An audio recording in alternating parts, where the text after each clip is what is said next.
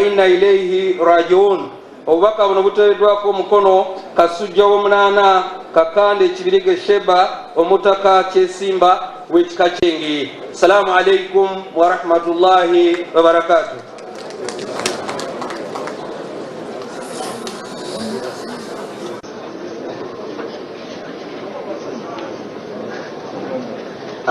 Bakama bange driver wa Sheikh Kiza yanguwa ogende ku motoka ayinza okuba afunyemu obuzibu. Sebo yakiikiridde President nzikiriza nkwanjulire Vice Chairman w'ekibiina ekiri mu buyinza Al-Hajji Moses Kigongo wali awo mugonvugonvu. Nafunye obubaka okuva e Masaka ewa Bishop wa Diocese, the Catholic Diocese in Masaka, Bishop Silverus Jumba yabadde ondewe naye alabika atumulinda. Nja kusaba essaawa eno obuyinza obwampeereddwa mpite ow'ekitiibwa Kaddu Kiberu atuuse obubaka bwe bw'anaamala amanye ekyokukola.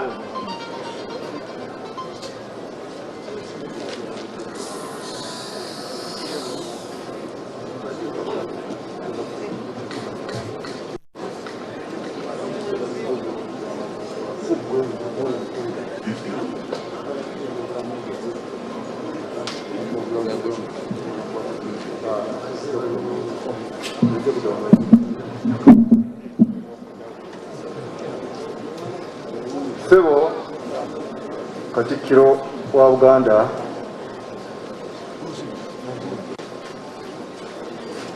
Nganange Jemno Katumba, Deputy Speaker wa Parliament ya Uganda,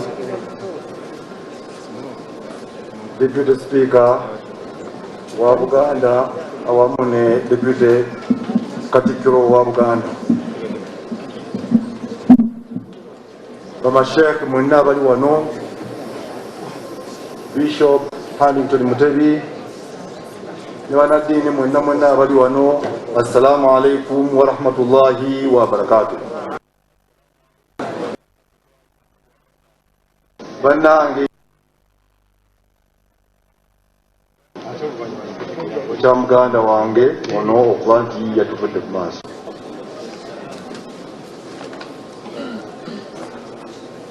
Bulayimu boogedde byonna history eby'obulwadde bwe nga ddala obulwadde bumulumye.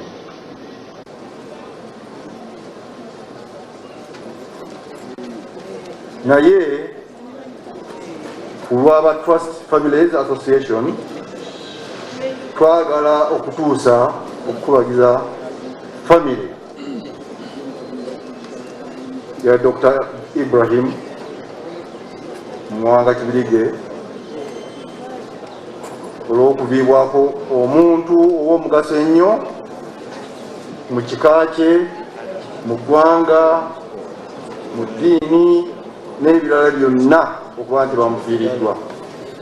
Ffenna twafiiriddwa.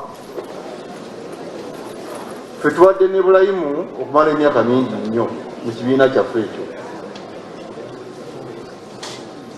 Kakati njagala mpite mu bwangu kubanga bingi byogeddwa, nze nnokoleyo butonotono obutayogeddwako, kubanga byakola mu kwagala byakola ene waffe naye mubeeramu ebyenjawulo byakola oluusi awamu. Bwe twabeera mu kibiina kyaffe yavaayo nga mmemba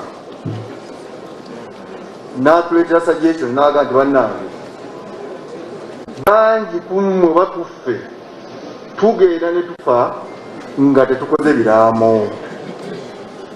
Ekintu ekyo ne kibeere ekibi nnyo ku famire ng'ovuddewo, abantu ne batandika okulwanagana.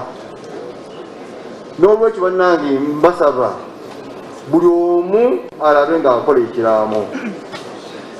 Teyakoma ku ekyo bulayimu n'agula seefu n'atufunira ekisenge mu ofiisi ye empya wetwateeka seefu eyo, era omukulu Isaac Ngobye n'abeera custodian.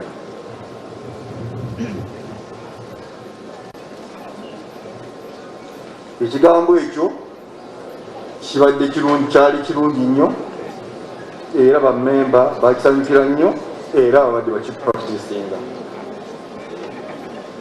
Bulayimu ayagala nnyo okukolera awamu, ayagala nnyo obumu, era ng'obuli olukya atwenkalejinga okubeera nga tubeera ffenna.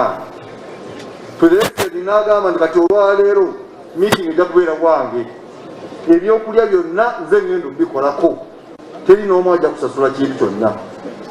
Ne tutambulira awo mu mukwano ogwo, mu kwagalana okutuusa Mukama yamujjula.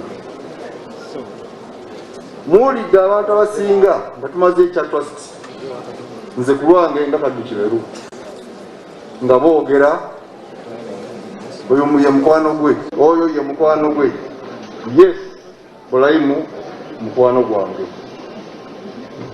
Saagala gamba nti abadde, mukwano gwange. Bulayimu ajja kusigala nga mukwano gwange paka nange wendimugoberera. Kizibu okusanga omukwano ng'ogwa Bulayimu, kubanga Bulayimu akulowoleza jinga naye bwe yeerowoleza. Bulayimu akwagaliza nga naye bwe yeyagaliza. Bulayimu yatuuka bwe yalaba nti twagalanye, twalina